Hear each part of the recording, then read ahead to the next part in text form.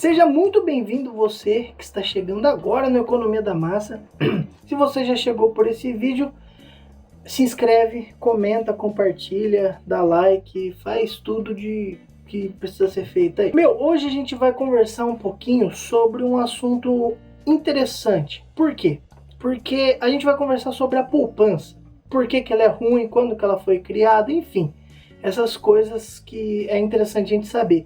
E por que é relevante isso para a gente saber nos nossos dias atuais? A gente sabe, em questão de dados, que 3% mais ou menos do Brasil investe em bolsa, ou melhor, poupa dinheiro. E a gente sabe também que mais de 79% dos brasileiros eles estão com dívida.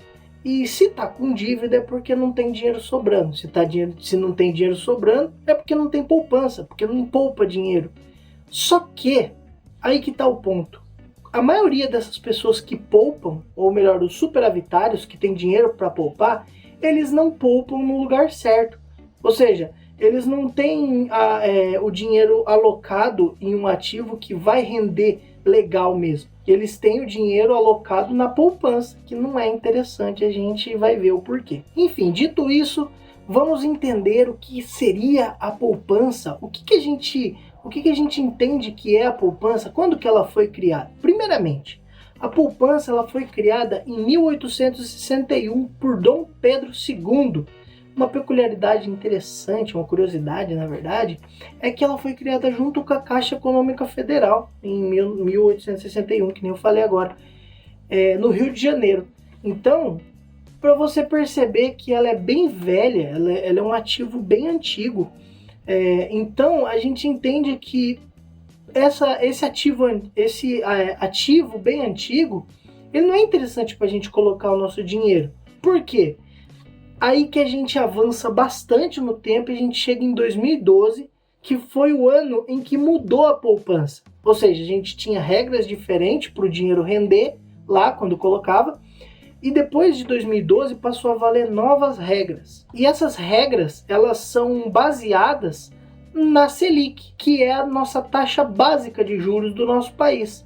E o que seria uma taxa básica de juros, Richard? A taxa básica de juros, ou melhor, a Selic no nosso caso, vai ser a taxa onde tudo quanto é tipo de empréstimo que a gente for ver no nosso país, seja financiamento, seja empréstimo efetivamente de banco, emprestando para você um dinheiro se você for pedir, ele vai basear nessa taxa de juros. Então, se a taxa de juros ela está 5%, ela vai permear ali pertinho para poder cobrar uns juros em cima do dinheiro que você pega emprestado. E a poupança, quando ela está rendendo, ela vai se basear o rendimento dela em volta da Selic. E basicamente a poupança ela tem duas regras básicas para poder render. Quando a Selic tiver menor, menos que 8,5%, ela vai pagar 70% da Selic. E se ela tiver acima de 8,5%, a poupança vai te pagar 0,5% ao mês. Então perceba que é um ativo que não rende nada. É um ativo que, cara, a gente usa... Eu não sei nem por que a gente ainda usa ele. É mais porque existe incentivo dos bancos para poder emprestar o dinheiro da poupança, fazer dinheiro com esse dinheiro que deixam na poupança para poder financiar imóvel, porque é a única regra que os bancos têm para poder usar o dinheiro da poupança. Esse dinheiro tem que ser destinado para imóvel. Mas enfim, não vem ao caso. Mas olha só que doideira. A gente vê que abaixo dos 8,5% vai ser 70% da Selic que eles vão pagar. Então perceba, quando a Selic estiver abaixo dos 8,5%, a gente vai ver que a poupança vai te pagar só 70% desses 8,5%. Então, na verdade, você vai estar conseguindo um rendimento de 5,95%. Olha como não rende. Pega um exemplo, a inflação, a taxa de inflação. Se eu não me engano, eu acho que entre 2020 e 2021, a taxa de inflação no nosso país estava 10,69, por aí, quase 10,7.